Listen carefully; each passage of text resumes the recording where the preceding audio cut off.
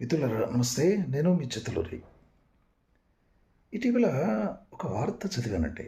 ఆ వార్త ఏమిటంటే, అంతర్జాతీయ స్థాయిలో మెడల్స్ సాధించి రోడ్డు పక్కన కూరగాయలు అమ్ముతూ జీవనం సాగిస్తున్నటువంటి జార్ఖండ్కు చెందిన ఒక క్రీడాకారిణి పుష్ప గారి దుస్థితిని చూసి కవిగా స్పందించి రాసుకున్న కవిత్వం ఉండేది మీకోసం. వినండి.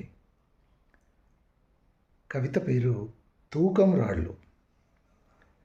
ఇక్కడ కలువ పూలు ఎన్ని పరిమళాలులికి ఎంతగా దేశాన్ని కీర్తి గుబాళింపుతో పరిమళభరితం చేసిన, ఇక్కడ కలువ పూలు ఎన్ని పరిమళాలులికి ఎంతగా దేశాన్ని కీర్తి గుబాళింపుతో పరిమళభరితం చేసిన పుట్టిన బురదలోనే తొక్కబడతాయి. ఉన్నోళ్లకు పట్టం కట్టే కురచ చేతులే అన్నీ, ఉన్నోళ్లకు పట్టం కట్టే కురచ చేతులే అన్నీ, పేదరికంతో మట్టి కొట్టుకుపోయిన దుస్తులను శుభ్రం చేసి, పేదరికంతో మట్టి కొట్టుకుపోయిన దుస్తులను శుభ్రం చేసే చేతులు మొలవవిక్కడ. పేదరికం, కుల వివక్షల పేరుతో ఆటంకాలు ఎదురైనప్పుడు ఇక్కడ ఏ ప్రతిభకైనా సమాధి కట్టబడుతుంది. పేదరికం, కుల వివక్ష అనేటువంటి ఆటంకాలతో ఇక్కడ ఏ ప్రతిభకైనా సమాధి కట్టబడుతుంది.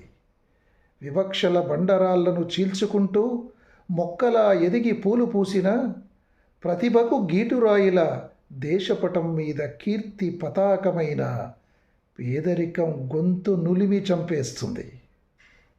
చూపించిన ప్రతిభంతా సాధించిన మెడల్సునే త్రాసులో తూకము రాళ్లుగా వేసి కనీస జీవనానికి రోడ్డు పక్కన కూరగాయలమ్ముకుంటూ కనిపిస్తుంది. ఈ కవిత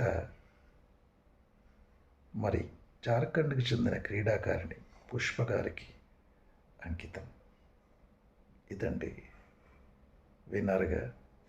సమకాలీన సమస్యల మీద కూడా ఎప్పటికప్పుడు ఒక కవిగా స్పందిస్తూ ఆ కవిత్వాన్ని మీకు వినిపించే ప్రయత్నం చేస్తున్నాను. మరి చూస్తూనే ఉండండి మీ చిత్తలూరి వైబ్స్ యూట్యూబ్ ఛానల్.